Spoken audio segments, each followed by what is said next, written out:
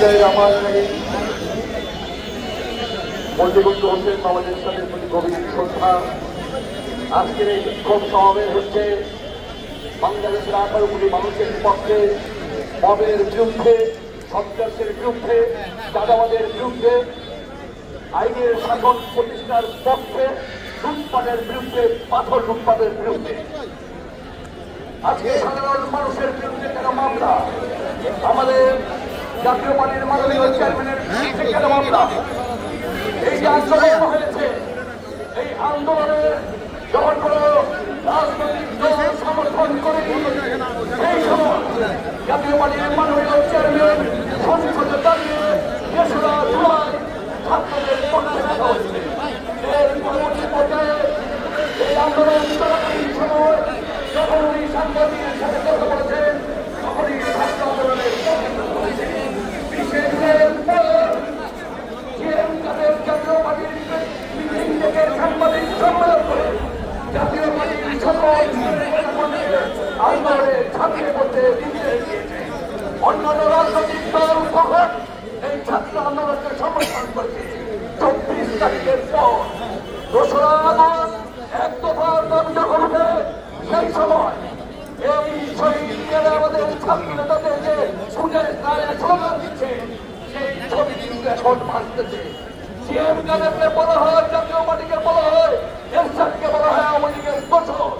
আমি চ্যালেঞ্জ দিয়ে বলছি, গত 10 বছর 14 নির্বাচনের পরবর্তী পর্যায়ে একটি ফুটেজ, একটি ভিডিও দেখাতে পারবেন না সিএম কাদের আওয়ামী লীগের পক্ষে কথা বলেছে। বারবার সিএম কাদের জনগণের পক্ষে আওয়ামী লীগের বিরুদ্ধে কথা বলেছে। সেই নির্বাচনে চাইতেন উনি মন্ত্রী হতে পারতেন, এমপি হতে পারতেন। এরশাদের নির্দেশে 250 উপরের সিটে যে প্রার্থী প্রত্যাহার করা হয়েছিল, তাদের একজন। এবং 14 পরবর্তী পর্যায়ে উনি চাইতেন আওয়ামী লীগের অসহায় ঢুকিয়ে উনি মন্ত্রিত্ব হতে পারতেন, সেই দিকে পা যায়নি। বলতে চাই, আপনার দেশকে ধ্বংস করে দিয়েছে, আপনার জাতীয় পার্টির উপর যে অত্যাচার করছে, এই অত্যাচারের জবাব জাতীয় পার্টির তৃণমূলের কর্মীরা ইতিমধ্যেই দিয়েছে। আপনার এই ছাত্ররা কয়েকবার আমাদের পার্টি অফিসে হামলা করেছে, আমাদেরকে দাবিয়ে রাখতে পারেনি, আমাদেরকে দাবিয়ে রাখতে পারবেন না।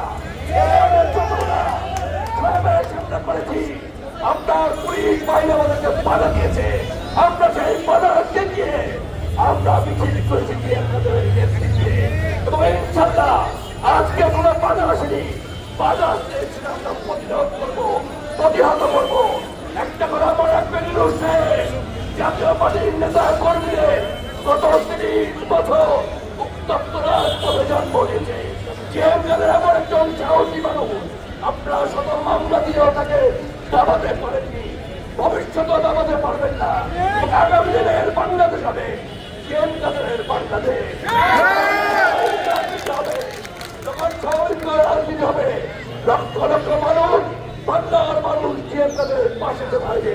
তাদের আজকে যে সমাবেশ, সেই সমাবেশ বাংলাদেশের মানুষের পক্ষে সমাবেশ হবে, বিরুদ্ধে, সন্ত্রাসের বিরুদ্ধে, দুর্নীতির বিরুদ্ধে। এবং এই ধরনের প্রোগ্রাম অতীতেও হয়েছে, ভবিষ্যতে হবে। আহ্বানে আমরা জীবন দিতে কুণ্ঠাবোধ করবো না। আগামী আন্দোলন আপনাদেরকে আহ্বান জানিয়ে আমি আমার বক্তব্য শেষ করছি।